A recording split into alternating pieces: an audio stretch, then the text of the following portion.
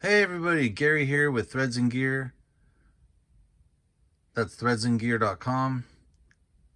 We have a nice stack of books we're going to show off today. These are, for the most part, they're automotive repair books. I'll go through them and show you what we have. If you're interested, please leave a comment below or message me directly.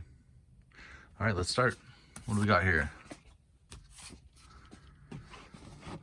Chrysler Corporation ECI Turbo Technical Highlights. Maybe a year on the back here. You know, it doesn't say a year specifically. Yeah, got that one. Next up is a Haynes Chevy Love pickup, 72 to 82, 2 and 4-wheel drive series. We have another Haynes Chevy GMC S10 and S15 pickups, 82 through 90. 2-wheel drive and 4-wheel drive. Includes the Blazer and Jimmy as well. Shop manual, 1973 Chevy Vega. 1001 high performance tech tips. Automotive refinishing principles and techniques by DuPont. Looks like maybe 70s, 80s. 79 Oldsmobile service manual. This is the kind you use as a booster seat for your kid. Or we used to anyway. Used to use the phone book too, but we don't do that anymore either. All right, Chilton's Chevy Vega 71 to 77 repair and tune-up guide. This is a classic one. 1957 Motors flat rate and parts manual. An AEA technical training manual, alternators.